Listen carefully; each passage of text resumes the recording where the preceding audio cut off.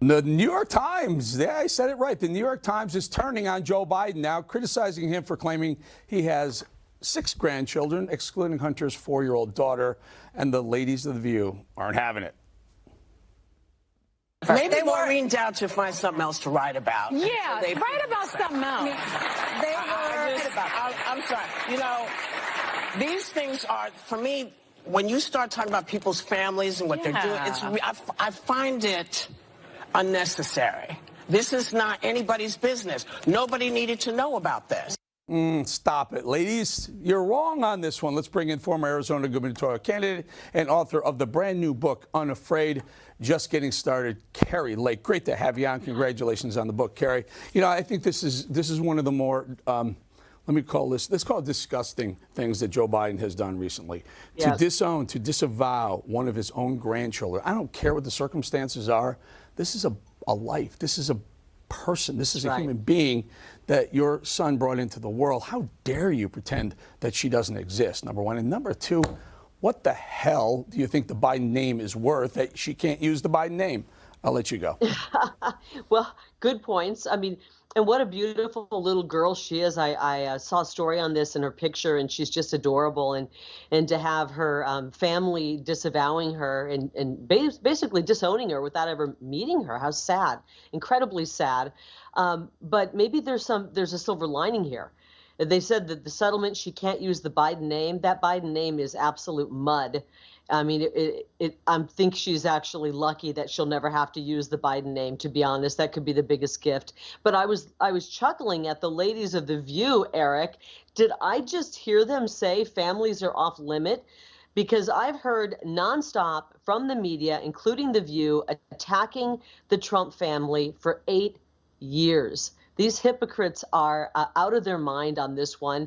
I think actually the New York Times is starting to figure it out, and they're starting to call Joe Biden out for some of his outrageous behavior. Now, hopefully, they can start calling him out for how he's led this country into a ditch and practically into destruction. Yeah, take a look at this headline. Maureen Dowd saying, hey, Mr. President, you got 7 grandkids, not 6. When you lose the New York Times, you know, the question is, are they paving the way for a non-Joe Biden as a 2024 candidate, do you think? Well, I just read another article earlier today. Other people in the Republican, or I should say Democrat ranks, are starting to throw out the suggestion that they might need to have a primary here with some other candidates, because obviously Joe Biden is cognitively not well. We know that physically he can barely walk. He looks at a flight of stairs, and you can feel the stress as he tries to take that flight of stairs. And everyone wonders and holds their breath. Will he make it to the top of the stairs?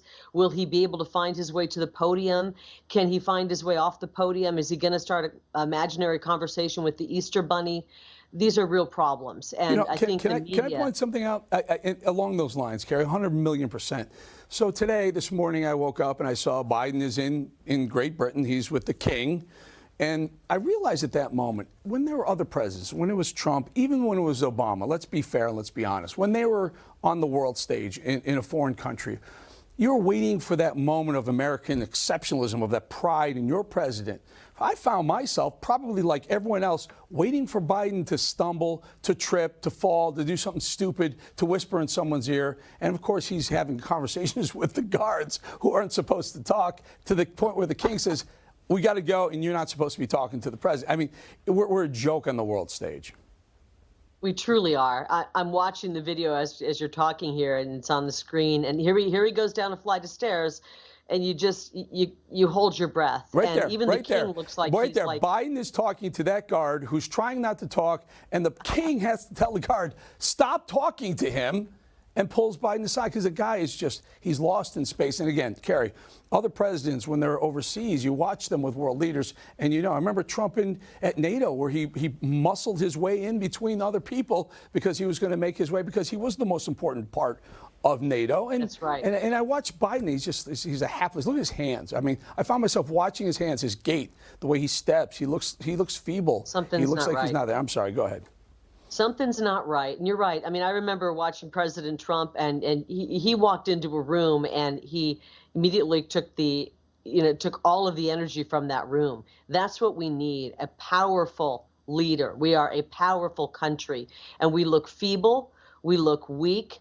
The world is laughing at us right now. Even before Joe opens his mouth and says a word, which is always even worse, the world is laughing at us. And, on top of it, maybe the New York Times and some of these journalists, not journalists or propagandists, will get the message that not only are we weak on a world stage with him, but he is beholden, obviously, to China, to Ukraine. He's for sale to the highest bidder. I've said it before, maybe we, the people of the United States of America, need to pool some money together and bribe Joe Biden to actually give a damn about us. Maybe we need to pool our money together for a bribe to give to the Biden family for Joe Biden to finally get down to the border and secure that thing and stop the fentanyl from pouring across. I mean, this family is, in my opinion, they're a family of traitors. They've sold us out. And on top of it, he's feeble, he's weak. I do think that it's time for him to eventually just, step aside. You're talking about reading an article, maybe it's this one, Politico, saying maybe it is time to primary Joe Biden. And when you hear Politico and New York Times in the same 24-hour period suggesting he's not the guy for 24, maybe it's time he listens.